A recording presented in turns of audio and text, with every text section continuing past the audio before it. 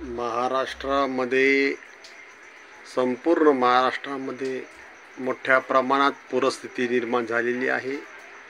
नाशिक जिल्ह्यातून मोठ्या प्रमाणात पाऊस पडत आहे आणि ह्या पावसाचे पाणी गोदावरीच्या मार्गे तिन्ही धरणातून जायकवाडीमध्ये मोठ्या प्रमाणात येत आहे आणि मराठवाड्यामध्येही सुद्धा मोठ्या प्रमाणात पाऊस पडत आहे।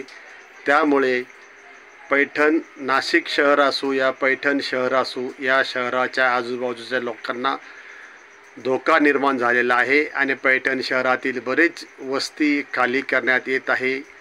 तरी महाराष्ट्र शासनाने एकरी 50,000 रुपये शेतकऱ्यांना मदत केली पाहिजे। शेतकरी वाचला तरच शेत पिकेल आणि शेत पिकलं तरच शहरातील सर्व इतर लोक पोट भरून जेवण करतील। जय महाराष्ट्र।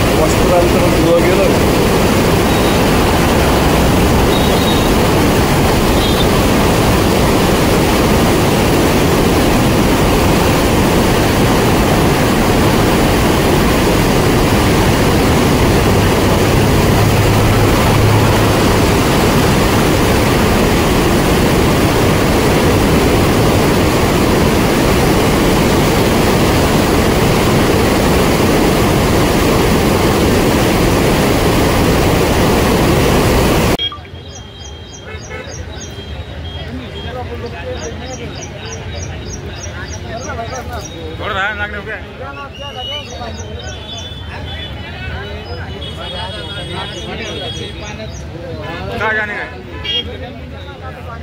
इधर दूसरा पानी ना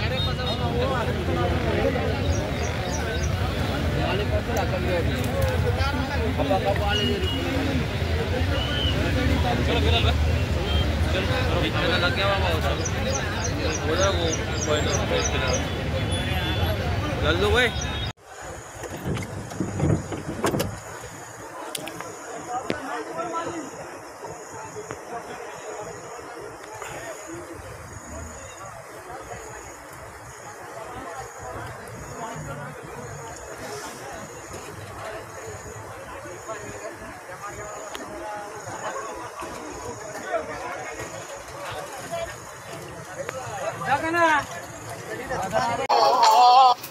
बरं ऐका ना, ही कृष्ण जन्माची दैवी कथा नाहीये, ही प्रशासनाच्या अपयशाची कठोर वास्तव कथा आहे।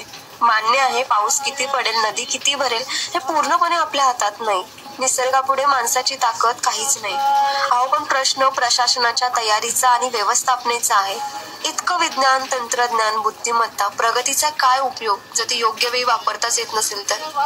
हे निसर्गाचं दृष्टरूप नसून ते आपल्या व्यवस्थेच्या अपयशाचं जिवंत उदाहरण आहे।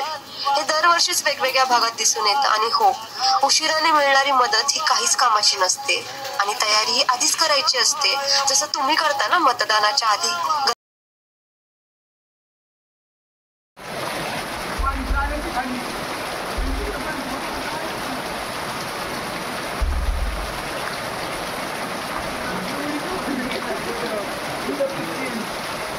सागर यांची किराणा दुकान महेश किराणा। राज आहे मागून पाणी आले।